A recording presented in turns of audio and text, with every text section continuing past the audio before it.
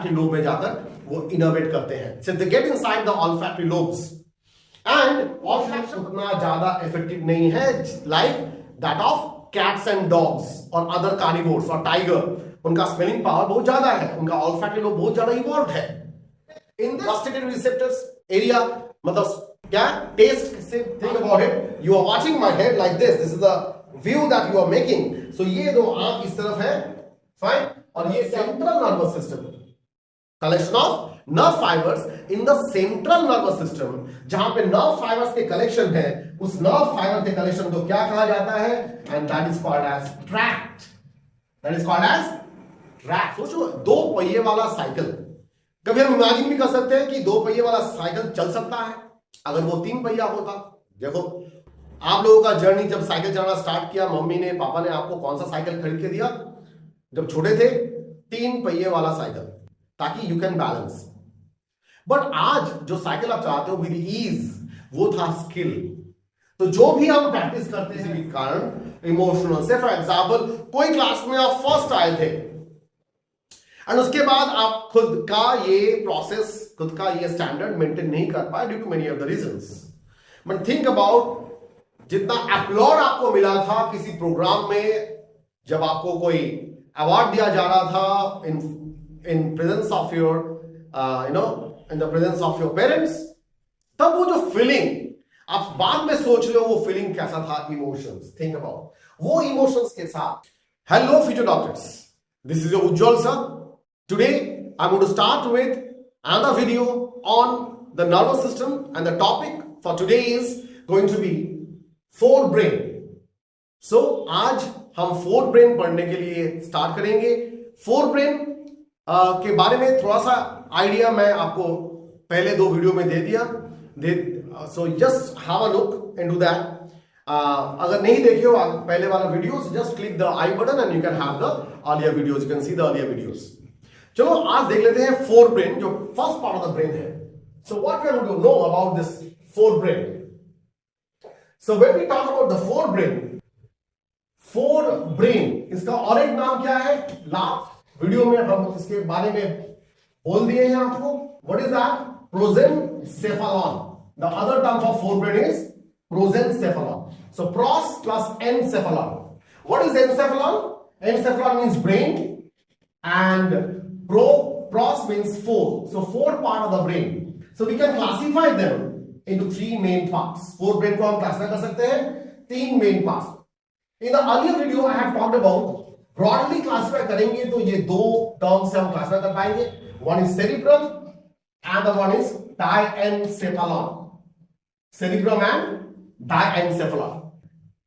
Students, die मतलब क्या है? Die मतलब two है. So two parts of the brain. So diencephalon we can classify it into again what? One is hypothalamus and thalamus. ये last class में we have mentioned. But एक छोटा सा पार्ट है जो इतना एविडेंट नहीं है ह्यूमन में, and that is epithalamus. So we have to talk about epithalamus today itself. And forebrain के पार्ट में सेरिब्रम, डायनकेफेलॉन. सेरिब्रम ये पॉइंट नंबर 2 है, diencephalon third part of the forebrain है. And the first part of the forebrain is olfactory lobes. Olfactory lobes. और ये olfactory lobes के बारे में थोड़ा हम देख लेते हैं. देखो ऑल्फैक्टरी लोब्स जब हम पढ़ेंगे पेरिफेरल नर्वस सिस्टम, जहां पे दो तरह के नर्व्स हैं. One is cranial nerves which are 12 pairs and the other one is spinal nerves. इसके बारे में भी हमने डिस्कस कर लिए हैं लास्ट वीडियो में, 31 pairs. Now under cranial nerves, if you remember, how to remember? I have told you the 12 pairs को हम कैसे याद रख सकते हैं? By up, ta, fag, wa. Under that olfactory lobe, कौन सा cranial nerve काम करता है यहां पे? The first one O for olfactory. The first one O for olfactory. So olfactory lobes, ये olfactory cranial nerves normally olfactory lobe में जाकर वो innervate करते हैं. So they get inside the olfactory lobes and olfaction का काम क्या है? स्मेलिंग का काम है। दैट मीन्स ह्यूमन बीइंग में ये स्मेलिंग पोर्शन उतना ज्यादा इफेक्टिव नहीं है like that of cats and dogs और अदर कार्निवोर्स और टाइगर। उनका स्मेलिंग पावर बहुत ज्यादा है, उनका ऑल्फैक्टरी लोब बहुत ज्यादा इवॉल्व है। In this for your NEET और एनसीईआरटी लेवल जो इंपॉर्टेंट है, there is a cavity inside this olfactory lobe which we call it as rhinocoel. क्या है? सील मतलब कैविटी, सिलोम, सिलोम से नाम आया सील। सील मतलब कैविटी और राइनो मतलब क्या है? What is the study of nose? The study of nose is called rhinology. क्या है? The study of nose is called rhinology. Rhinology. So rhino मतलब नोज है। नाउ नोज के अंदर ये कैविटी इज कॉल्ड राइनोसील। नोज के अंदर ये कैविटी को क्या कहते हैं? ये राइनोसील है। सो ऑल्फैक्टरी लोब्स के बारे में यहां पे ह्यूमन बीइंग में it is not that well developed. It's not that well developed in case of human being and that is why normally हम इसको अवॉइड करते हैं लिखना। Normally start with cerebrum and diencephalon. Fine. Now when we talk about forebrain, forebrain में इसका figure आपको पहले भी दिखाया गया था। If you see the figure, ये था फोरब्रेन, ये था टोटल ब्रेन। और ब्रेन में ये पार्ट क्या है? ये पार्ट है forebrain. This part is the forebrain which I have shown you in the earlier videos also again. Now think about it. अगर ये ब्रेन है आपका, this is your brain and this is your nose. Now think about it, ये frontal part है। सो कितने सारे part है? The first part is called frontal lobe, the second part is called temporal lobe, the third part is called parietal lobe and the fourth part is called occipital lobe. So चार, तो ये forehead की तरफ है, ये hind brain की तरफ है, पीछे की तरफ है। This is the back part of the brain जहां से ब्रेन स्टेम निकलता है। That is middle oblongata, pons varii, ये ब्रेन स्टेम ये यहां से स्पाइनल कॉर्ड जाकर टच करते हैं। Now यहां पे फ्रंटल लोब में what are the areas which are most important? The last day we have discussed about that in the last video. If you have not watched it, just click on the I button and check it out. Broca's area का function क्या है? Speech centre, gustatory area which is close to, present कहां पे है? Between frontal and temporal lobe के close में। Gustatory receptors area मतलब क्या? टेस्ट से ताल्लुक रखता है वो। Pre motor area, pre motor area voluntary functions के लिए काम करता है। Motor area, then olfactory area, they help in what? Olfaction, smelling. Now somesthetic area किसमें काम करता है? Somesthetic area is also present in the parietal lobe. इसका काम क्या है? General sensation like pain, touch. Fine, ये सेंसेशन के लिए ये काम करता है somesthetic area. And occipital lobe का काम क्या है? Visual area. ये टोटल एरिया किसके अंदर में है? All of these terms are present where? Inside cerebrum. Inside cerebrum. So let us come back to the original one. अब ये यहां पे सेरिब्रम हमने यहां पे देख लिया। सेरिब्रम में इतने सारे लोब हैं। सो let us get into the next part. वो क्या है? वो है सेरिब्रम में, सेरिब्रम को अगर देखें ऐसे, if you see my head like this, fine, think about it, you are watching my head like this is the view that you are making. So ये दो आंख इस तरफ है, फाइन, और ये क्या हो गया? ये हो गया school, the outermost covering of the brain is skull, which is also called as cranium. Okay, and then इसके अंदर यहां पे what is present is the cerebral hemisphere. क्या कहते हैं इसको? cerebral hemisphere. So ये हो गया cerebral hemisphere. इस cerebral hemisphere, अब ये cerebral hemisphere में there are two parts. What is that? Outermost part is called gray matter and white matter अंदर है। तो ये दोनों क्या है? These two are cerebral hemisphere.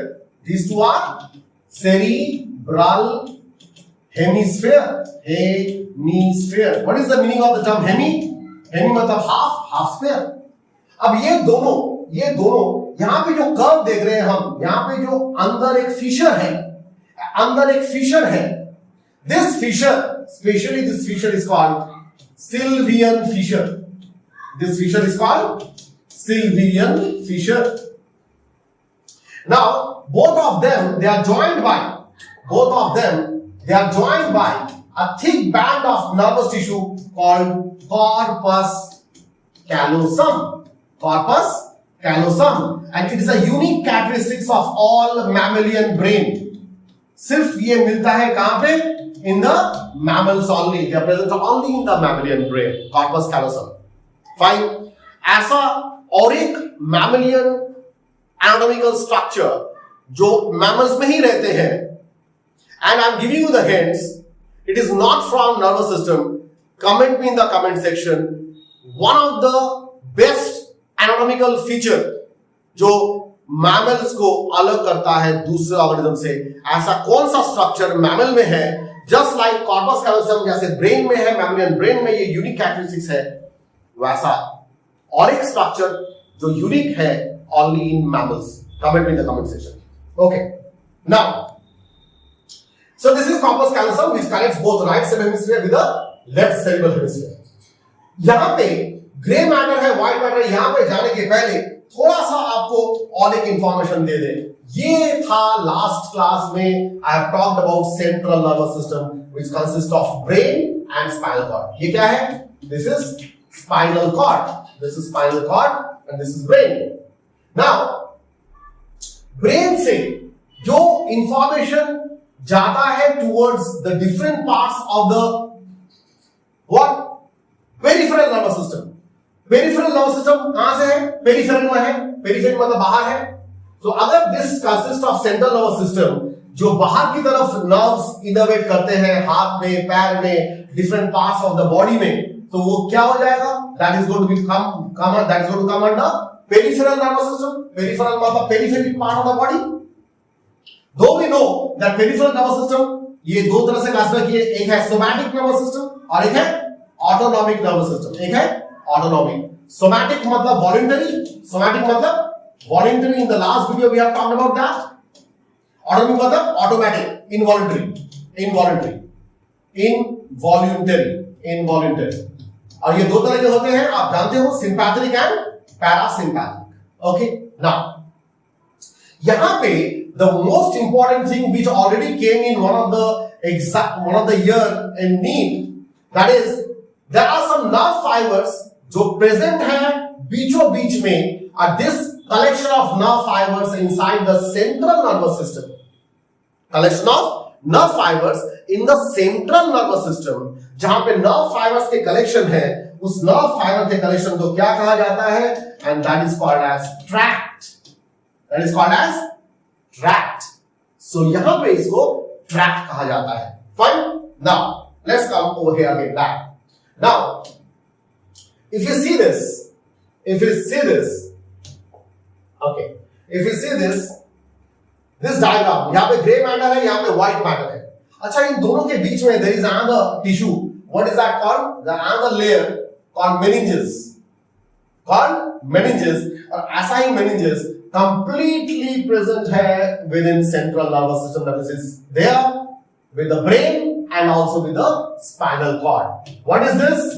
This is meninges, the second covering of the brain. And the last very class we have talked about ये तीन तरह के होते हैं. There are three of them. DAP, DAP. From outside to inwards, it is DAP. What does D stands for? D stands for dura mater, A for arachnoid, and P for pia mater. The gap between dural and arachnoid is called subdural space. Last video, तो देख लेना. What is the gap between arachnoid and pia mater? Comment me in the comment section. Let me see whether you have watched or not. I know there will be flood of comments. Fine. And दोनों में क्या रहता है? There is a fluid called cerebrospinal fluid. Comment me in the comment section. Name the tissue where from the cerebrospinal fluid is formed. In the last video we have talked about that. Fine. अगर नहीं देखो तो इसे देख लेना. अच्छा, अभी ये forebrain part में जो सबसे important part cerebrum है. And what is cerebrum? The cerebrum is the largest part of the brain. Cerebrum is the largest part of the brain. It is the largest part of the brain. और इसका काम क्या है? इसका काम, ये जो ऐसे स्ट्रक्चर आपको दिखाया गया है, that is gyri and sulci, gyri and sulci. ये जो ऊपर स्ट्रक्चर है दैट इज कॉल्ड गाइरस, और ये डिप्रेशन जो है that is called sulcus. So plural बहुत सारे गाइरस हैं यहां पे, सो क्या कहेंगे इसको, जायरी या गायरी, और इसको क्या कहेंगे, sulci, sulci. More the gyri and sulci are present. सोचो यहां पे inside so this is what, this is gray matter, ये क्या है, gray matter है, and what is this is white matter। अब white matter करता कैसे है, ये न्यूरॉन है, न्यूरॉन में this is the axon, and what is this is cyton with the dendrites present over here, think about it। so जिस तरफ cyton है उस तरफ gray matter है, and the portion of the neuron जहां पे ये axon है, that makes the white characteristics white in color। that means gray matter में साइटोन है, मतलब यहां पे भी क्या है, यहां पे भी साइटोन और एक न्यूरॉन का, और यहां पे एक्सॉन है ऑफ द दिस न्यूरॉन। तो जितने सारे ऐसे कर्व्स रहेंगे, more the curves like gyri and salsi present inside the brain, more is the surface area for the neurons to be present। उतना ज्यादा न्यूरॉन्स रहेगा प्रेजेंट, उतना न्यूरॉन्स रहेंगे, दैट मींस उतना ज्यादा, जितना ज्यादा न्यूरॉन रहेंगे उतना इंटेलिजेंस बढ़ेगा। That means what is the first function of cerebrum? It is a seat of intelligence, it is a seat of intelligence, seat of intelligence। Also it is also called as the seat of memory, seat of memory। it is also called as the seat of past experience, seat of past experience। आज तक life में जो कुछ भी हुआ है, जब हम बाहर निकलते हैं, the way that we behave is all due to what, all the past experiences। so ये past experiences already store कहां पे होते हैं, inside our cerebrum। एक छोटा सा बच्चा 1 साल का, जब उसका जन्मदिन हो रहा है, पहला जन्मदिन फर्स्ट ईयर का, तो वहां पे कैंडल लगाए हैं, वो कैंडल, और वो कैंडल उस बच्चे के लिए, कैंडल में वो जो फ्लेम है, that is going to be very much fascinating for the young baby. और ये वो क्या करेंगे, वो what the baby is going to do, baby is going to try to touch the flame। तो ये फ्लेम को टच करने के लिए जब वो बेबी अपना उंगली लगाने के लिए वो कोशिश करते हैं, एंड एवरीबडी आउट देयर, पिताजी मम्मी सभी ना बोलेंगे, तो वो हाथ हटा लेंगे वो बेबी। बट द मोमेंट एक बार वो टच कर लिया, वो एक्सपीरियंस, वो जो पेन, वो जो जलन, वो एक्सपीरियंस वो स्टोर कर लेंगे कहां पे, इनसाइड द सेरिब्रम। और फ्यूचर में कभी भी वो ऐसे फ्लेम में उंगली नहीं लगाएंगे। Why? Because there is the seat of past experience. So all the experience that we come across, वो सब कहां पे स्टोर होता है, inside cerebrum, inside cerebrum is the seat of past experience। it is also called as the seat of reasoning, seat of reasoning। so reasoning, this is only being done by human being, because we have got the bestest part of the brain which is called as the cerebrum, सबसे evolved part of the brain which is called cerebrum। so it's the seat of reasoning। so normally this is what is the function of cerebrum called। now cerebrum का और एक function है, cerebrum का function है, it also acts as the skill center। हर एक individual में कोई ना कोई स्किल है। सोचो 2 पहिए वाला साइकिल, कभी हम इमेजिन नहीं कर सकते हैं कि 2 पहिए वाला साइकिल चल सकता है अगर वो 3 पहिया होता। देखो आप लोगों का जर्नी, जब साइकिल चलाना स्टार्ट किया, मम्मी ने पापा ने आपको कौन सा साइकिल खरीद के दिया जब छोटे थे? 3 पहिए वाला साइकिल, ताकि यू कैन बैलेंस। बट आज जो साइकिल आप चलाते हो विद ईज, वो था स्किल। तो जो भी हम प्रैक्टिस करते हैं, स्किल मतलब voluntary actions, all the voluntary actions which also deals with the muscular movement, ये सब किसका काम है? सेरिब्रम का काम है। This is the part of the cerebrum. Fine, चलो थोड़ा देख लेते हैं पहले से। यहां पे last day we talked about, think about cerebrum में ये जो पार्ट आपको बोला गया था, I am just going to repeat it again. What is that? ये जो 4 लोब है inside cerebrum, frontal lobe, parental lobe, temporal lobe, occipital lobe, ये 4 लोब का फंक्शंस देखो, मोटर एरिया है, pre motor area, association area and Broca's area. Broca's area सबसे important motor speech area, जहां से हम बोल सकते हैं speech centre of the brain is motor area, Broca's area. Motor area काम क्या है? It helps in all voluntary movements of the muscles. Premotor area, highest center for involuntary movement of the muscles and autonomic nervous systems, involved in memory. Ascending area involved in memory, learning and reasoning. अभी आपको बोला गया था. Now this is a part of what? This is a part of frontal lobe. आ जाओ parental lobe में. Parental lobe में सोमैस्टेटिक area, general sensations like pain, touch, temperature, pressure. Gustatory area, sense of taste, ये भी function में आ जाएगा cerebrum के functions में. Left part of parietal lobe speech में हेल्प करता है. Olfactory area sense of smell में हेल्प करता है. ऑडिटरी एरिया हियरिंग में हेल्प करता है. Monitors area it helps in understanding the speech. Last day we talked about this. And occipital lobe में सबसे इंपॉर्टेंट क्या है? Visual area, sensation of light. I told you to practise this. I told you to practise. See, ये आपका खुद का note बनना चाहिए. खुद का नोट बनाओ इस इंफॉर्मेशन के ऊपर, बिकॉज इसका पीडीएफ फाइल डिस्क्रिप्शन बॉक्स में आपको मिल जाएगा. Now, this is very important about cerebrum. So that was the part of the cerebrum. अब आ जाओ, और last day we talked about this is also a part of, जहां पे हम क्या बोल रहे थे इसके बारे में? Ventricles of the brain. It also is very important. 2 lateral ventricle, total 4 ventricle है. टोटल 4 वेंट्रिकल है. The 4 ventricles. These 2 are the lateral ventricle. First, second. This is third, and this is fourth. This is fourth. Fine.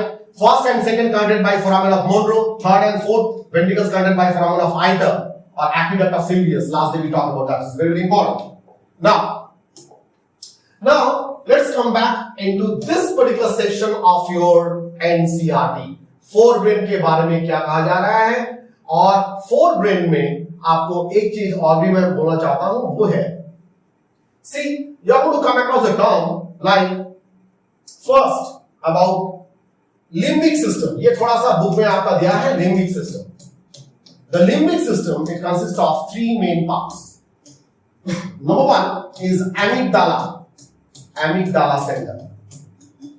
जब आप doctor बन जाओगे, I'm talking to all my future doctors, जब आप doctor बन जाओगे, amygdala centre के बारे में बहुत कुछ आप जानोगे.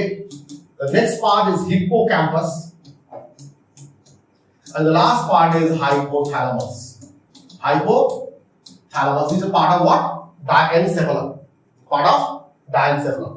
Amygdala center आप में कभी भी जब आप किसी भी तरह इमोशनल हो जाते हो, किसी भी कारण इमोशनल से, फॉर एग्जाम्पल कोई क्लास में आप फर्स्ट आए थे और उसके बाद आप खुद का ये प्रोसेस, खुद का ये स्टैंडर्ड मेंटेन नहीं कर पाए due to many of the reasons. But think about जितना अपलॉड आपको मिला था किसी प्रोग्राम में, जब आपको कोई अवार्ड दिया जा रहा था in presence of your in the presence of your parents, तब वो जो फीलिंग आप बाद में सोच रहे हो, वो फीलिंग कैसा था? इमोशंस. थिंक अबाउट वो इमोशंस के साथ इमीडिएटली क्या आ जाएगा? वो मेमोरी. इमोशंस क्या जुड़ा हुआ था? आपको अवार्ड मिल रहा है और उसके साथ क्या मेमोरी आया? आपके पिताजी मम्मी का क्या, they had tears in their eyes, वो आपके मेमोरी में था. सो एक इमोशन से दूसरा एक मेमोरी सेंटर एक्टिवेट हो जाना, ये एमिगडाला सेंटर का फंक्शन है. I'm giving you just a basic information about amygdala center. Come down to hippocampus. Hippocampus क्या करते हैं? ये कोऑर्डिनेट करते हैं. हिप्पोकैम्पस का फंक्शन ये भी इमोशंस के साथ है. This has also got a role for about emotions, और हिप्पोकैम्पस इसका भी फंक्शंस क्या है? इसका भी फंक्शंस है इमोशंस के साथ मेमोराइज करना, और it is also called as, कोई भी न्यू चीज आप समझा रहे हो किसी बच्चे, किसी को, आपके दोस्त को कुछ समझा रहे हो आप, लर्निंग सेंटर, आपका दोस्त समझ रहा है आपसे कुछ, तो वो लर्न कर रहा है या अभी आप लर्न कर रहे हो, you are doing it by the help of hippocampus. So hippocampus is also a part of what, in a broad scale, is the largest part of the brain called cerebrum. And come down to hypothalamus, ये हम बात करेंगे under diencephalon. Hypothalamus का function क्या है? Hypothalamus का function mainly 4 functions हमें याद रखना है about hypothalamus. The first one is it helps in temperature regulation. कभी कभी आपका टेंशन में स्वेट आना स्टार्ट करता है, माइंड यू ये स्वेट आ रहा है, temperature regulation of the body is done by hypothalamus. ये टेम्परेचर रेगुलेशन किस तरह से होता है? वेसोडायलेशन या फिर वेसोकंस्ट्रिक्शन से। What is vasodilation? Blood vessel को फुला देना, vasodilation. So vasodilation is done by hypothalamus. तो ज्यादा ब्लड फ्लो करेगा तो हीट ज्यादा लिबरेट हो जाएगा बाहर, ज्यादा हीट लिबरेट होगा बाहर, so much amount of heat is going to come out, it's called vasodilation. अगर बॉडी का टेम्परेचर घटाना है तो क्या करना पड़ेगा? वेसोकंस्ट्रिक्शन। क्या होगा? ब्लड वेसल को कंस्ट्रिक्ट करना पड़ेगा, that is called vasoconstriction. Vasoconstriction, this is done by hypothalamus. Second, जब बॉडी से स्वेट ज्यादा निकल गया तो आपको इंटेंशन क्या रहेगा? ज्यादा से ज्यादा पानी पीना। That means you are going to try to maintain, सिर्फ पानी नहीं पियोगे आप, संग में सॉल्यूट, आप थोड़ा शुगर लोगे, थोड़ा सा नमक लोगे, ऑस्मोटिक बैलेंस मेंटेन करने के लिए काम है इसका। It helps in maintaining of osmotic balance और osmoregulation. Third, it also acts as a hunger centre. It also acts as a hunger centre. So hunger centre आपका एपिटाइट, भूख लगना, एपिटाइट के लिए भी यही फंक्शन है। कब आप बोलते हो और मम्मी नहीं खाना है, ये और मम्मी नहीं खाना है ये तभी बोल सकते हो जब हाइपोथैलेमस आपको एक सेंस ऑफ फुलनेस बोला, जब आपको एक सेंस ऑफ फुलनेस आया मन में, तभी आप बोल सकते हो कि और खाना नहीं खाना है मुझे। So that is it. सो आपका हाइपोथैलेमस नॉर्मली हंगर सेंटर की तरह काम करता है। नाउ एक बच्चा था 3 साल का, उसका वजन था 27 KG, 27 KG. Now, what happened? Ultimately, this baby died within a span of next 1 year. What was found in him? He was always, उनका क्या था मन में? He was always hungry.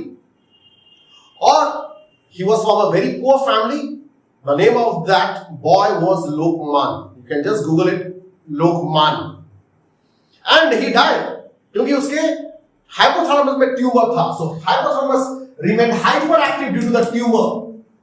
So hunger center got remained activated due to the presence of tumor in the hypothalamus. So third function is hunger center, and the last function about this is thirst center. Thirst center, प्यास लगना, ये भी hypothalamus का ही function है. And when we talk about hypothalamus, we should always remember एक pineal stalk, hypothalamus से एक pineal stalk बनता है, pineal stalk, which makes pineal body. And what is pineal body? Pineal और body कुछ नहीं है, ये क्या है? एंडोक्राइन ग्लैंड है, और एंडोक्राइन ग्लैंड से क्या रिलीज होता है आप जानते हो? Melatonin. And melatonin helps in what? Sleep wake cycle. Sleep wake cycle 24 hours का एक रिदम, इसको कहते हैं क्या? डायआर्नल रिदम.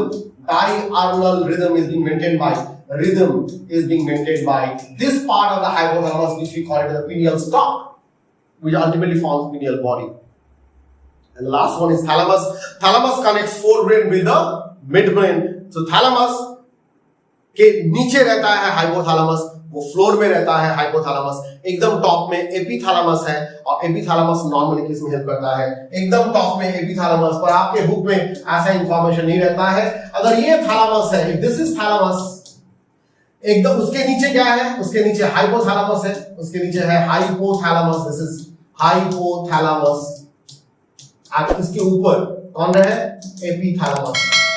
इसी एपिथैलेमस से one of the section of the epithalamus makes what? Anterior choroid plexus. Anterior choroid plexus. और ये कहां पे बनाते हैं? In the temporal lobe. In the temporal lobe. Fine. और आप जानते हो यहाँ पे anterior choroid plexus normally क्या बनाते हैं? They help in the formation of cerebrospinal fluid. Cerebrospinal fluid जो meninges के अंदर रहते हैं. So that was the basic idea about forebrain. Just to give you a little bit of idea about what NCERT says about it. NCERT क्या बोलते हैं about this? The forebrain consists of cerebrum, thalamus, and hypothalamus. Okay.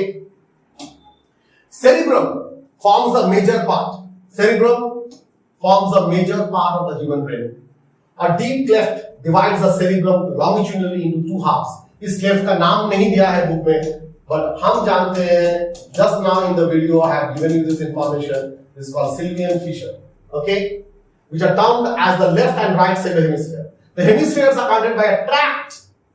ये tract of nerve fibers called corpus callosum. मैं आपको अभी बोला था tract क्या है. Tract है the group of nerve fiber present inside the central nervous system. तो ये tract जो brain में है उसका नाम है corpus callosum, which connects both the cerebral hemisphere. The layer of cells which covers the cerebral hemisphere is called cerebral cortex. एकदम बाहर क्या होगा, cortex रहेगा, अंदर क्या होगा, medulla होगा. Fine. The cerebral cortex is referred as a gray matter. जो बाहर है वो gray matter है due to its grayish appearance. The neuron cell bodies are concentrated here, giving the color. कौन? न्यूरॉन का कौन सा पार्ट? न्यूरॉन का साइटोन पार्ट. न्यूरॉन का साइटोन part gives the gray color and axon part gives the white color. The cerebral cortex contains motor areas, sensory areas and large regions that are neither clearly sensory nor motor in the functions. These regions also called as association areas. ये area तो मैं आपको समझा दिया. कहां पे association area है, उसका फंक्शन क्या है, I have talked about in the different lobes. Like intersensory associations, memory and communication. Fibers of tracts, ये देखो फिर से आ गया. ये nerve fiber of tract, ये क्या है? Tract है. Tracts है. Are covered with a myelin sheath. So normally ये tract is covered by what? Myelin sheath. थोड़ा देख लेते हैं इसको. इसका फिगर थोड़ा सा फिर से देख लेते हैं. Just have a look about the myelin sheath. About the myelin sheath. In this diagram, myelin sheath का function, myelin sheath को देखने में कैसा है थोड़ा सा आप देखें. Let's have a look on this kind of myelin sheath. शायद आपने ऐसा फिगर नहीं देखा है. You haven't seen this kind of figure. This is myelin sheath. This is myelin sheath. Fine. तो बीच का येलो वाला क्या है? This is axon. और ये बाहर क्या है? बाहर myelin sheath है. बाहर myelin sheath है. जैसे देखो, जैसे axon को कोई रैप करके रखा है. कौन बनाता है? ये Schwann cell बनाता है. ये देखो यहाँ पे Schwann cell है. What is the cell which makes the myelin sheath? The Schwann cell makes the myelin sheath, and this is the nucleus of the Schwann cell. और ये myelin sheath बनाता है. And my question to you, myelin sheath is made up of a fat. Myelin sheath fat से बना है. What is that fat? I'm just giving you the hint. The type of fat is conjugate fat. किस तरह का fat है वो? Conjugate fat है. And you have to answer me. What is the composition by which the myelin sheath is made up? What is that fat called? Okay, so ये था myelin sheath का diagram आपके सामने. Fine. When you become doctor, you are going to study all these figures. Fine. So that is it. Now, आते हैं यहाँ पे. So fibers of tracts are covered with myelin sheath, which constitutes the inner part of cerebral hemisphere. They give a opaque white appearance to the layer, which is called white matter. अभी बोला था white matter. Fine. The cerebrum wraps around a structure called thalamus, which is a major coordinating center for sensory and motor signaling. Hypothalamus के बारे में कहा गया है. Fine. Hypothalamus कहाँ पे है? Lies at the base of the thalamus. The hypothalamus contains a number of centers which control.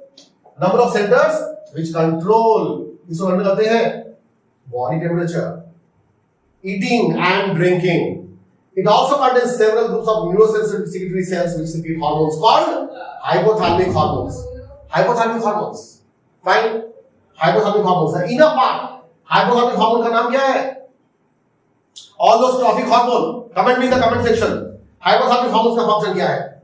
क्या है? The inner parts of cerebral hemispheres and a group of associated deep structures called amygdala, hippocampus. Fine. With the help of hypothalamus, it is involved in the amygdala, hypothalamus. They make what? Limbic lobe or limbic system. Okay. Along with the hypothalamus, it is involved in the regulation of sexual behavior. Hypothalamus के साथ is also involved in the sexual behavior, expression of emotional reactions, excitement, pleasure, rage, and fear and motivation. ये थोड़ा last line important है आपके NEET के लिए. So these three lines are most important. Along with the hypothalamus, it is involved in the regulation of sexual behavior, expression of emotional reactions. What are those? Excitement, pleasure, rage, fear, and motivation. That's all about forebrain. Mind you, this is the topic which is the most important topic for your exam which you are going to appear right now in class 11. Also, this topic is very, very important for your NEET examinations. All the very best.